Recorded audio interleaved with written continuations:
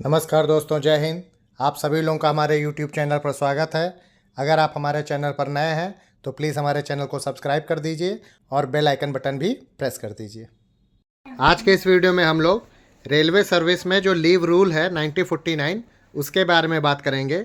ये leave rule group A, group B, group C, group D सभी पर ये लागू होता है।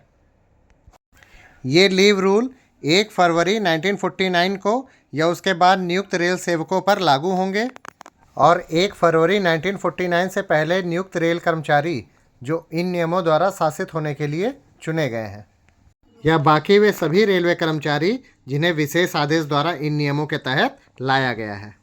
लीव रूल में ये क्लियर कहा गया है कि लीव आपका अधिकार नहीं है और ये आपका जो सैंक्शनिंग ऑफिसर्स है वो इसको रिफ्यूज़ भी कर सकता है और कैंसिल भी कर सकता है। हाँ, इसमें ये बात ज़रूर है कि सैंक्शन ऑफिसर्स आपने जो छुट्टी लिख के दी है उस छुट्टी के स्वरूप को नहीं बदल सकता है। मतलब कि अगर आपने सीएल दिया है तो वो उसको अपने मन से एलएपी नहीं कर सकता या उस अपने मन से एलएचएपी नहीं कर सकता। हालांकि जब आप लीव अवेल कर चुके हों, लौट चुके हों वापस, उसके अगर 30 डे के अंदर आपने लिख के दे दिया तो वो काइंड ऑफ लीव चेंज भी वो कर सकते हैं। लीव 5 ईयर से ज़्यादा सेंक्शन नहीं किया जा सकता है और लीव पीरियड के दौरान आप कहीं बाहर नौकरी नहीं कर सकते हैं। तो चलिए कुछ काइंड ऑफ लीव को इस वीडियो में हम लोग डिस्कस करते हैं। सबसे पहले हम लोग कैजुअल लीव के बारे में बात करते हैं। यहाँ पर देखिए लिखा है, casual leave is sanction to attend to sudden and urgent personal work. मतलब ये जो कैजुअल लीव होती है ये अचानक और अर्जेंट पर्सनल वर्क के लिए इसको लिया जाता है। Full salary is paid for the CL period, यानी पूरे सीएल पीरियड के लिए जो सैलरी है वो कर्मचारियों को फुल मिलती है। और ये लीव मिलेगी कितना, तो employees who are allowed to avail public holiday, मतलब जिन कर्मचारियों को जीएच और एनएच मिलता है ऐसे कर्मचारियों को एक ईयर में 8 सीएल मिलेगा और जो बाकी कर्मचारी हैं यानी जिनको जीएच और एनएच नहीं मिलता है उनको एक कैलेंडर ईयर में 10 डे का सीएल मिलेगा। इसमें आप ये एक्स्ट्रा और जानिए कि नॉर्थ फ्रंटियर रेलवे वाले जो कर्मचारी हैं उनको 13 सीएल दिया जाता है। नेक्स्ट है, half day CL can be sanctioned to the employees working in administrative offices. मतलब एडमिनिस्ट्रेटिव ऑफिसेस में जो कर्मचारी काम करते हैं वो हाफ डे सीएल उनका सेंक्शन किया जा सकता है। नेक्स्ट है, CL can not be combined with any other kind of leave and joining time. मतलब सीएल को किसी और लीव के साथ और ज्वाइनिंग समय के साथ उसको नहीं लिया जा सकता। जैसे अगर आपको एलएपी लेना है तो आप सीएल के साथ नहीं ले सकते हैं। नेक्स्ट है, employees appointed on any day in the year are eligible to avail full CL in 8 और 10 डेज। इसका कहने का मतलब यह है कि साल में आप किसी भी दिन अगर आप अपॉइंट हुए हैं तो आपको फुल 8 सीएल या 10 सीएल जिसके लिए आप एलिजिबल हैं वो मिलेगा। इससे नहीं मतलब है कि आपने उस ईयर में कब ज्वाइन किया है। नेक्स्ट है, physically challenge employees are eligible for additional 4 day CL in a year. यानी जो फिजिकली चैलेंज्ड कर्मचारी होते हैं उनको एक साल में एक्स्ट्रा 4 डे सीएल मिलता है। नेक्स्ट है, unavailed CL will lapse and will not be carried forward to next year. मतलब जो सीएल आपने नहीं लिया है वो लैप्स हो जाएगा और आप उसको अगले साल कैरी फॉरवर्ड नहीं कर सकते हैं। और ये जो सीएल होता है ये किसी भी हॉलीडे या रेस्ट के आगे या पीछे मिला के लिया जा सकता है। और अगर 2 सीएल के बीच में रेस्ट है तो उसको भी लिया जा सकता है। जैसे सैटरडे आपने सीएल ले लिया, संडे आपका रेस्ट है और मंडे को आप फिर सीएल ले लें, तो इस तरह आप 2 सीएल लेकर 3 दिन की छुट्टी अवेल कर सकते हैं। और ये जो 8 या 10 सीएल है इसको लेने की कोई लिमिट नहीं है, आप 10 डे सीएल भी एक साथ ले सकते हैं। नेक्स्ट लीव है एलएपी, मतलब लीव ऑन एवरेज पे। इसमें देखिए क्या क्या है। फर्स्ट है कि railway employees are eligible for advance credit of 30 days LAP in their leave account per year. इसका मतलब रेलवे एम्प्लॉय के लीव अकाउंट में प्रत्येक साल 30 डे एलएपी एडवांस में क्रेडिट कर दिए जाते हैं। और ये जो 30 डेज एलएपी है ये 2 इंस्टॉलमेंट में आती है।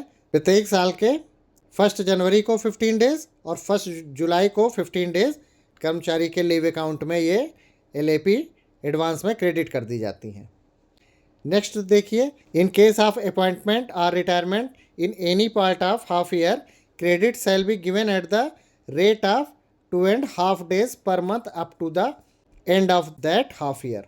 कहने का मतलब ये है कि 6 मंथ में 15 days क्रेडिट होता है।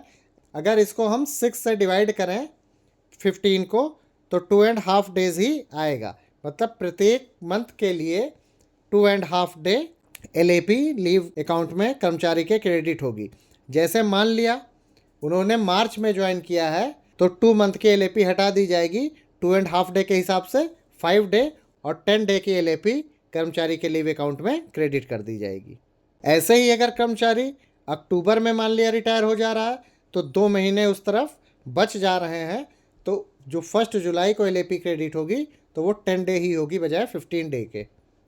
In case of unauthorized absence, suspension, dies non-ETC, 1/10 of such periods will be debited to the leave account।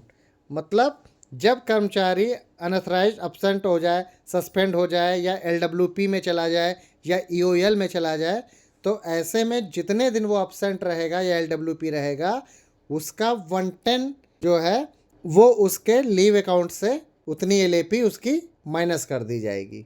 अब मान लिया वो 6 मंथ लगातार अब्सेंट रहा तो 6 मंथ में होता है 180 डेज, तो 180 डेज का 1/10 होता है 18 डे। और जबकि इसको 6 मंथ में जो LAP लीव मिल रही है वो 15 डेज ही मिल रही है, तो पूरी 15 डेज LAP उसके लीव अकाउंट से डेबिट कर दी जाएगी। नेक्स्ट है कि maximum 300 days can be accumulated, यानी मैक्सिमम 300 डे ही LAP एक्यूमुलेट की जा सकती है। Advance credit of 15 days of next half year will be kept separately 300 + 15 days। जैसे मान लिया कर्मचारी के लीव अकाउंट में 300 LAP हो गई, तो जैसे ही 1 जनवरी आएगा उसके लीव अकाउंट में 300 + 15 LAP शो करेगा। और मान लिया वो इस पीरियड में 10 दिन का वो LAP लीव ले लेता है तो उसके अकाउंट में 300 + 5 LAP बचेगी। अब जैसे ही 1 जुलाई आएगा, चूँकि 15 LAP फिर क्रेडिट होनी है, तो 15 और 5 20 नहीं होगा, उसके लीव अकाउंट में फिर से 300 + 15 LAP ही शो करेगा, क्योंकि 300 डेज ही एक्यूमुलेट हो सकती है।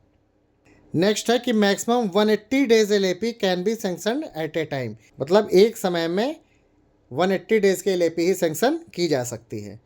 और जब कर्मचारी रिटायर होता है उस समय मैक्सिमम 300 LAP इन कैश होती है। यहाँ पर ये जानिए, मान लिया 300 LAP है तब तो उसको 300 LAP इन कैश हो जाएगा। अगर उसके पास 250 ही LAP है तो जो 50 डेज बचा वो 50 डेज कर्मचारी के LHAP से पूरी की जाएगी। तो 250 का LAP में पूरा पैसा मिलेगा और LHAP में आपको पता है कि हाफ पेमेंट मिलता है, तो इस 50 का अगर हाफ किया जाए तो 25, यानी उस कर्मचारी को 275 डे का ही पैसा मिलेगा। नेक्स्ट है LAP can not be combined with CL, यानी LAP को CL के साथ नहीं लिया जा सकता है। या तो आप CL लेंगे या LAP लेंगे, दोनों को एक साथ नहीं किया जा सकता है। और LAP को हॉलीडे से पहले या बाद में तो लिया जा सकता है, लेकिन अगर हॉलीडे या संडे या रेस्ट उस LAP पीरियड के बीच में आ रहा है तो वो पूरा पीरियड ही LAP में काउंट होगा। जैसे मान लिया आपने फ्राइडे को LAP लिया, सैटरडे को LAP लिया, अब संडे ये आपका रेस्ट पड़ रहा है और मंडे आपने LAP लिया, तो CL में तो ये है कि फ्राइडे सैटरडे का CL लगाया, संडे का रेस्ट हो गया और मंडे का फिर CL ले लिया।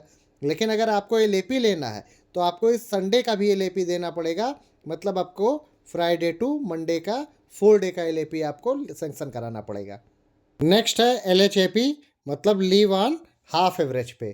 तो जो रेलवे एम्प्लाई हैं इनको एक ईयर में 20 डेज़ का LHAP मिलता है और ये प्रत्येक साल कर्मचारी के लीव अकाउंट में 2 इंस्टॉलमेंट में ये क्रेडिट की जाएगी। 1 जनवरी को 10 डे LHAP उनके लीव अकाउंट में क्रेडिट हो जाएगी, 1 जुलाई को भी 10 डे LHAP उनके लीव अकाउंट में क्रेडिट कर दी जाएगी। नेक्स्ट है इन केस ऑफ अपॉइंटमेंट और retirement in any part of half year, credit shall be given at the rate of 5/3 days per month up to the end of that half year. जैसे कि LAP में अभी हम लोगों ने देखा 2.5 day per month का होता था, ऐसा LHAP होता है 5/3 डे पर मंथ, इसको काउंट किया जाता है। 6 मंथ के लिए 10 डे है, तो अगर 1 मंथ से किया जाए कैलकुलेट तो 5/3 डे ही आता है। मान लिया कर्मचारी अप्रैल में उसने ज्वाइन किया है, तो अप्रैल मई जून 3 मंथ ही हुआ है, तो 3 मंथ का ही LHAP उसके लीव अकाउंट में आएगा।